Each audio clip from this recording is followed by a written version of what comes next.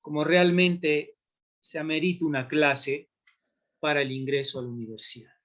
Sería bonito que de los 21 participantes, 10 ingresen o 5 a la universidad este año, en el quinto preferencial. Muy bien. Bueno, pero de todos modos, profe, la historia, ¿para qué van a decir, no?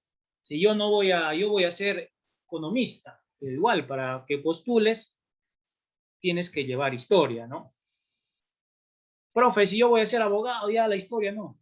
Peor, ¿no? Si vas a estudiar derecho, vas a postular y van a venirte en el examen de admisión preguntas de historia. Profe, yo me voy a San Marcos, peor, ¿no? Peor. Entonces, por lo menos hay que saber lo básico, algunos conceptos de lo que es la historia. ¿Correcto? En área de letras, sí vienen 10 preguntas en el examen de admisión acerca de la historia. Bien, como siempre se inicia, ¿no? Dando el concepto, jóvenes, creo que ya está grabando.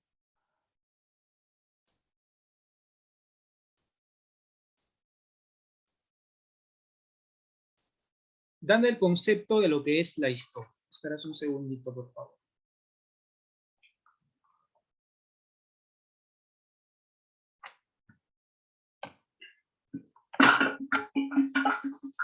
Ya, ahora sí.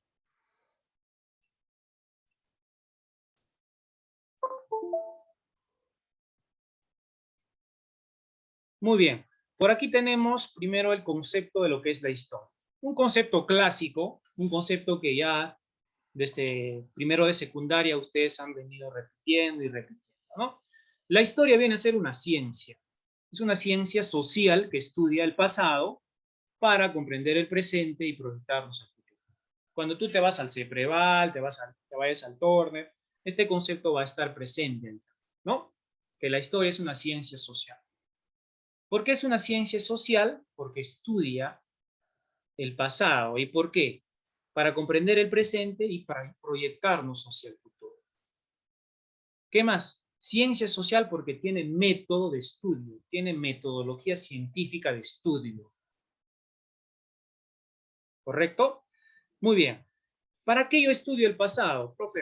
¿Para qué estudiar el pasado? ¿Para qué estudiar, por ejemplo, a los presidentes? ¿Para qué estudiar,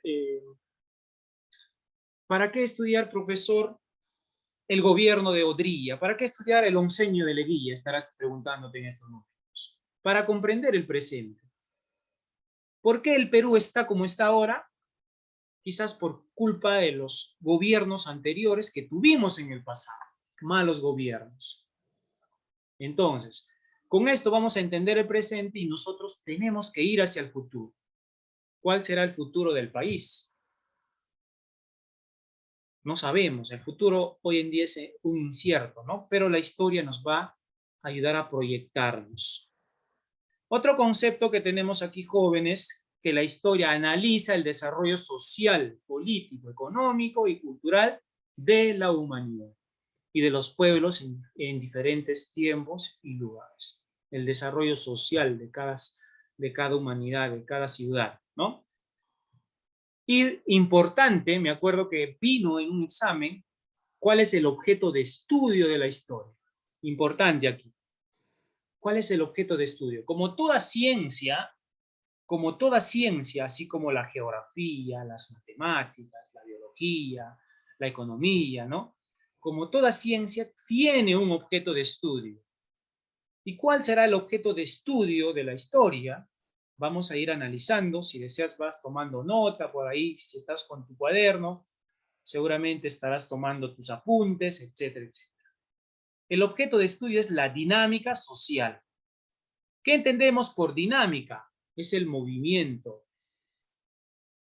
Entendida esta como el movimiento de las sociedades a través del tiempo. Eso es el objeto de estudio. Ya, profe. Entonces, el objeto de estudio es la sociedad en el tiempo, efectivamente. La sociedad en el tiempo. ¿Cómo fue la sociedad durante la Revolución Francesa? O antes de la Revolución Francesa, ¿cómo es la sociedad el día de hoy? ¿Cómo fue la sociedad peruana durante la época pre-inca? ¿Cómo es la sociedad ahora en la actualidad? la sociedad cambia, se transforma, ¿no? A través del tiempo. Es dinámico, por eso es. ¿Alguna pregunta hasta acá? Esto vamos a ir tomando nota. Si tienes tu cuaderno de apuntes, vas a ir tomando nota, por favor. Primera característica es que la historia viene a ser una ciencia social. ¿Por qué será una ciencia social? A ver, alguien que me diga por qué es una ciencia social. A ver, voluntarios, es una ciencia social. ¿Por qué? Ciencia social. ¿Por qué? A ver, vamos. Porque, vamos anotando ustedes también, descubre, ¿qué descubre? Descubre la verdad. ¿Pero la verdad de qué? La verdad histórica, jóvenes, ¿ya? Vamos anotando entonces. Descubre la verdad histórica. ¿Eh? Por eso que es una ciencia social. Usando sus propios métodos en el proceso histórico. Así es que, entre paréntesis, entonces lo ponemos por acá. Usa sus métodos de estudio. Por eso que es una ciencia. Es una ciencia. Muy bien. ¿Alguna consulta? ¿Pregunta? ¿Duda? ¿Inconveniente? No hay duda, profesor, me dice. Correcto. Ahí tenemos entonces el concepto de que es una ciencia social. A ver, por aquí. Siguiente punto.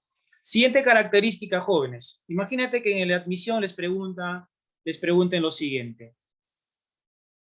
¿Por qué la historia es selectiva? O viene una pregunta relacionada de lo selectivo.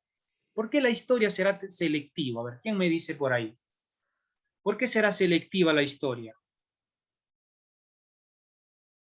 Porque selecciona los acontecimientos de mayor relevancia, ¿ya? Anotamos entonces, ustedes también.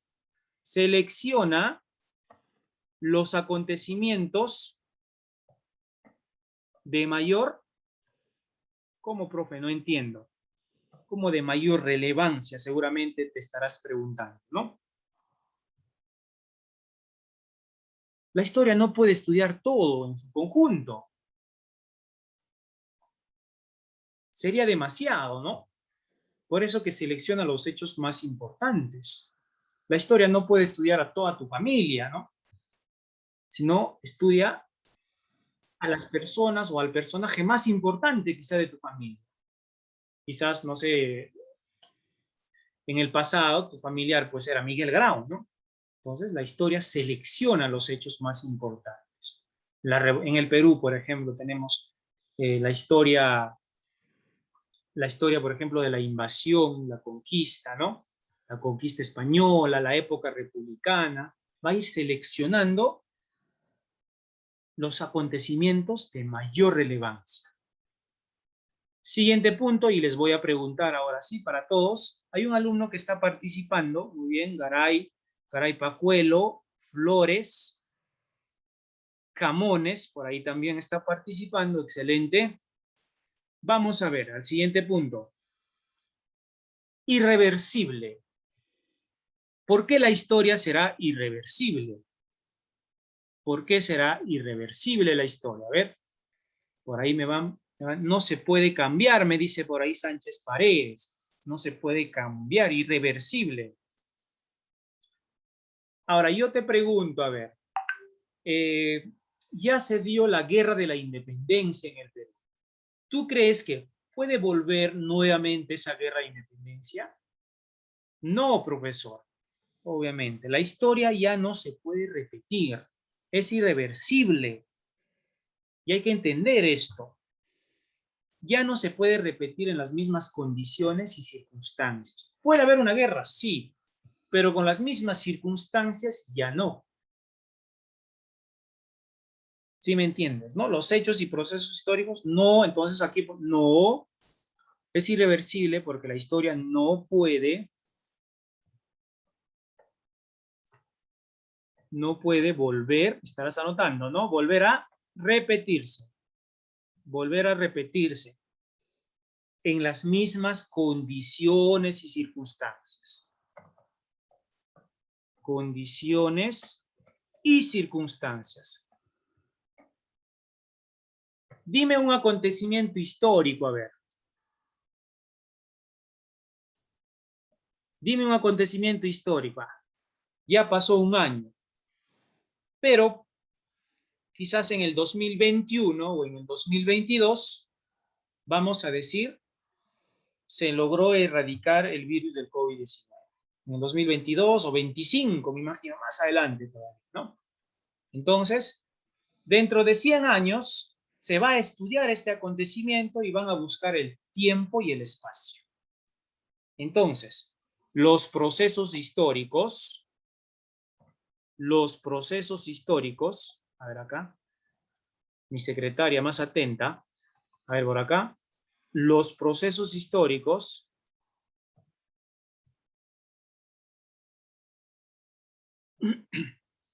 ocurren a través del tiempo, ¿no?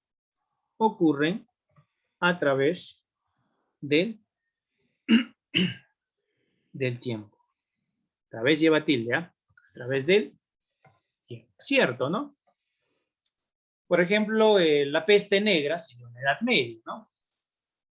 El virus del SARS se está dando en la edad contemporánea. La fiebre española, ¿eh? Todo se va a dar en un tiempo o en un espacio. Finalmente, la historia es prospectiva. A ver, dime tú, estudiante de quinto, tu profesor o en el examen de admisión te va a venir, ¿no? ¿Por qué la historia identifica el concepto del por qué la historia es prospectiva? ¿Por qué será la historia prospectiva? Busca en tu diccionario ahí. Tú que eres alumno del nivel pre, casi universitario, vas a ingresar en septiembre, ¿no? Ingresas en septiembre, te pongo puro 20 durante todo el año, ¿no? Así como, por ejemplo, el año pasado tuvimos la experiencia de uno de nuestros alumnos que ingresó a la universidad. Y este año ya falta poco para que inicie sus clases seguramente en la universidad. Prospectiva. ¿Por qué la historia será prospectiva, chicos? A ver. Ocupa un lugar estable en toda la ciencia. Escuchen, ¿ah? ¿Por qué prospectiva? Porque se proyecta al futuro. La historia se proyecta al futuro. ¿Qué nos dicen los candidatos a la presidencia ahora, no? En mi gobierno, dicen, ¿no? En mi gobierno vamos a regalar bono por mes. En mi gobierno vamos a hacer esto, ¿no? Si en caso llega a la presidencia, seguramente ese candidato va a cumplir con todo lo que prometió, se está proyectando al futuro, ¿no? Y también nosotros debemos proyectarnos al futuro, ¿ah? ¿Qué será de tu vida dentro de 10 años? ¿O qué será de tu vida el próximo año que ya terminas el colegio? Vas a conocer la universidad, que es una de las etapas más hermosas en la juventud, ser universitario. Es una etapa muy, muy, muy hermosa. Por eso hay que aprovechar, jóvenes. Muy bien, hasta aquí entonces hacemos una pausita. ¿Alguna pregunta? Miren, jóvenes, aquí, atentos, no te distraigas. Vamos a tener las siguientes edades o la siguiente evolución. Así, rápidamente. Edad antigua, edad media, edad moderna y edad contemporánea. 4 edades, ¿eh? Hasta el día de hoy. Más adelante se va a añadir una más, seguro, ¿no? La edad o la época de la revolución tecnológica. Pero lo que se estudia hasta el día de hoy es hasta la edad contemporánea. ¿Bien? Primero, entonces, de edad antigua. ¿Cuándo inicia la edad antigua? ¿Cuándo inicia la edad antigua? Aquí tenemos, participa a través del chat, por favor. Aproximadamente 4000 años antes de Cristo, ¿no? Cuando aparecen las primeras civilizaciones.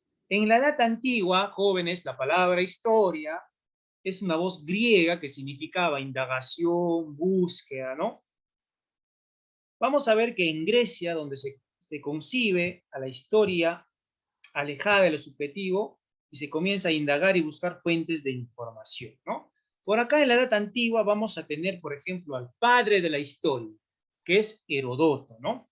Vamos a tener, por ejemplo, a Tucídides, vamos a tener a Jenofonte, personajes muy importantes de la Edad Antigua. ¿Cuándo termina la Edad Antigua? ¿Cuándo termina? Con la caída del Imperio Romano en Occidente. ¿Cuántos años duró aproximadamente? 4.476. Profe, hazme un resumen de la Edad Antigua entonces, profesor. Yo voy a dar mi examen y me estoy confundiendo en estos momentos. Yo te hago un resumen. En la Edad Antigua, entonces, diríamos que la historia empieza ¿con qué? Empieza con la invención de ¿qué será? A ver, ¿quién dice por ahí?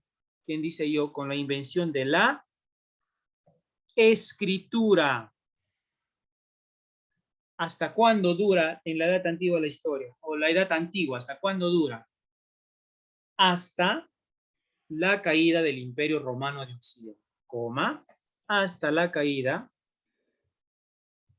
del Imperio Romano, ¿no? Hasta la caída del Imperio Romano. Ojo acá, no de Oriente, ¿eh? De Occidente. Esto anota, no sé por qué esto se va a borrar acá. Anota, toma nota, tómale una foto ahí, tu postulante. Listo. La historia empieza con... ¿Y dónde se inventa la escritura? Mesopotamia. ¿Te acuerdas de la escritura? Vamos a ver, el año pasado hablamos que también vamos a repetir este año la escritura cuneiforme, ¿no? En forma de cunas, en tablillas. Profe, mientras se estaba dando la Edad Antigua, ¿qué estaba sucediendo en el mundo, en el Perú? Me van a decir seguro. ¿Qué estaba sucediendo en el Perú? En el Perú se estaba dando, jóvenes, miren acá, los primeros pobladores, se estaba dando el periodo formativo, el primer horizonte cultural. Siguiente edad de la historia, vamos. Vamos al siguiente punto. Vamos ahora a la Edad Media. Edad Media. Por cierto, me gusta bastante esta época de la historia, esta etapa de la historia, no porque por las muertes que hubo, sino por lo interesante que es la Edad Media. Muy bien, en la Edad Media, jóvenes, como se sabe, las ciencias en la Edad Media, ojo acá, en la Edad Media las ciencias sufrieron un estancamiento. En la Edad Media, repito, toma nota, en la Edad Media las ciencias sufrieron un estancamiento en su desarrollo. Pero la historia no logró alejarse de aquella realidad en donde la Iglesia Católica dominaba, ¿no? Allá, profe, entonces, en la Edad Media, ¿quién dominaba? Dominaba la Iglesia. ¿Qué iglesia? La Iglesia Católica. Listo. La Iglesia Católica. Incluso la Iglesia Católica se valía de la historia dándole una orientación hacia la escolástica y la interpretación de los acontecimientos que son guiados por los hechos divinos, por los hechos de la fe, ¿no? Que tú fuiste creado por obra divina, ¿no? De un soplido, etcétera. Del polvo saliste tú. O sea, la iglesia se remontaba a eso. Cuando inicia con la caída del Imperio Romano de Occidente y finaliza con la caída del Imperio Romano de Oriente. Muy bien, o te aclaro acá para que tú vayas tomando nota. Lo vamos a anotar. Lo más importante, ¿cuándo comienza? Miren acá. Comienza, chicos, atentos.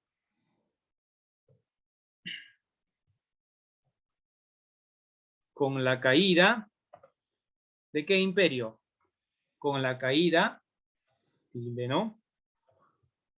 Del Imperio Romano de Occidente. Si quieres profundizar un poco más de estos temas, hay que indagar, hay canales en YouTube, etcétera, ¿no? Y finaliza hasta la toma de Constantinopla, hay que poner, hasta la toma de Constantinopla. ¿Por quién? Por los turcos otomanos. Eso me acuerdo que vino en un examen también. Por los turcos otomanos. A todo esto se le conoce como la caída del Imperio Romano. ¿Cuántos años duró la Edad Media aproximado, profesor? Unos 1000 años, 977 años aproximadamente. Y en el Perú, ¿qué se estaba desarrollando mientras en el mundo, en Europa, estaba la Edad Media? En el Perú se estaba desarrollando las altas culturas del Tahuantinsuyo. Chavín, Parax, Mochica, Nazca, Tiahuanaco, ¿no? Esas culturas, ¿no? Tiahuanaco, Guay. Siguiente etapa.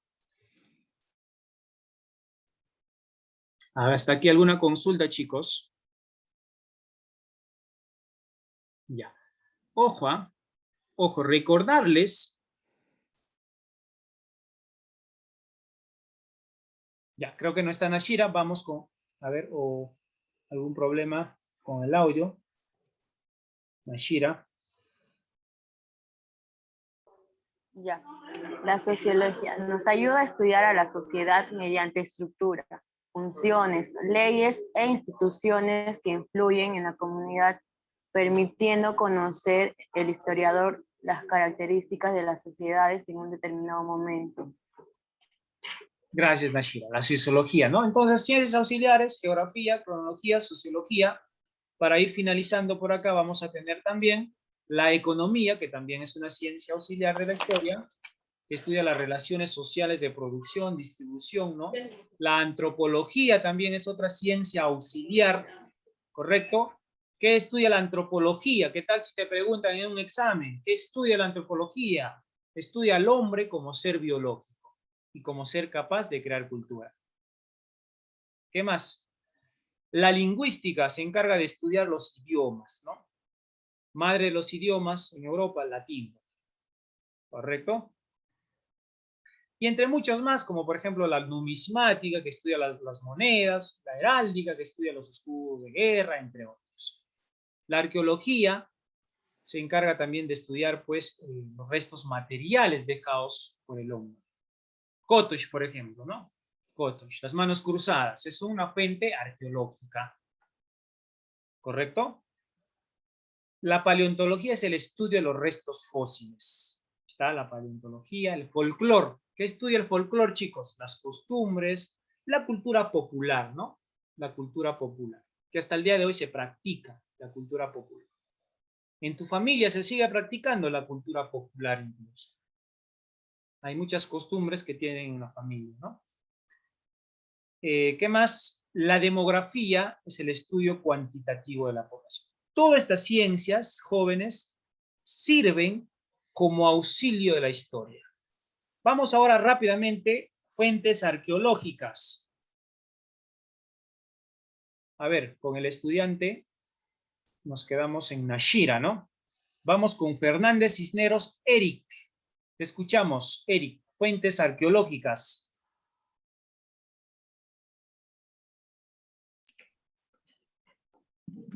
Fuentes arqueológicas son productos de la actividad transformada del hombre sobre la naturaleza, es decir, todas las cosas materiales que pueden ser percibidas por los sentidos. Muy bien. Ejemplo, ¿sí? La arquitectura, ahí nomás igual. Arquitectura, por ejemplo, palacios, fortalezas, templos, ¿no? Artesanales, textiles, esculturas, cerámica, armas, lanzas, flechas. Arqueológicas. Siguiente fuente. Atento acá. Fuentes orales, que se transmiten de generación en generación, ¿no? Desde la invención del lenguaje. Por ejemplo, las leyendas, la leyenda de Manco Cápac, los mitos, que son parte de la ficción, los cuentos y relatos, son las fuentes orales. ¿Listo? Vamos con el siguiente estudiante. Flores Chávez José. Te escuchamos, José. Fuentes documentales.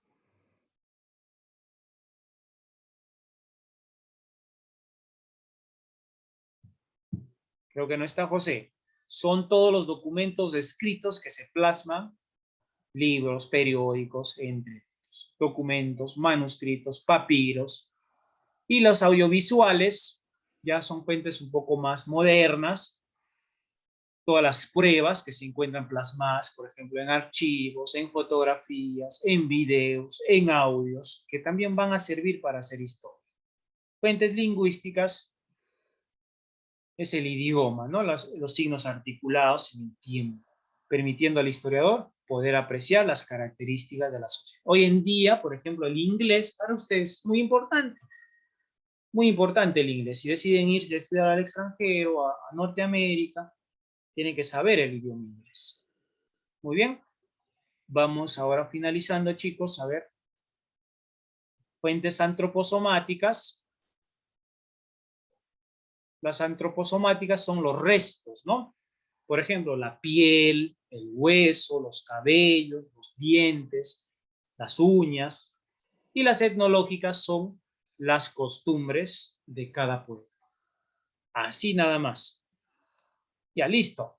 Ahora nos vamos a ir a una pequeña intervención. Voy a preguntar alumno por alumno. Espero que el tiempo nos alcance. La primera clase, a ver, vamos rápidamente. Dice, las son los restos o vestigios de la humanidad. ¿Qué podemos poner aquí? Fuentes históricas, la historia, las ciencias auxiliares, las disciplinas auxiliares o las edades de la historia. ¿Qué vamos a poner acá? Las historia, no puede ser, pues las historia, no puede ser. Historia descarta, más o menos. El inciso B descarta.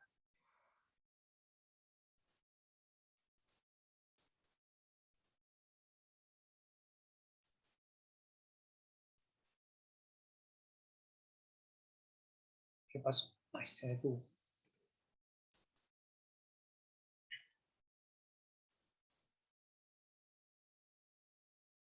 Perdón, chicos, se cerró. ¿Ya cuál sería ahí? La primera pregunta.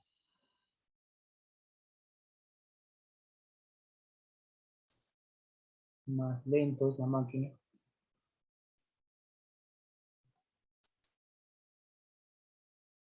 Ya la A me dice la mayoría. La A. No, ya vamos a terminar, faltan 2 minutos. No te duermas.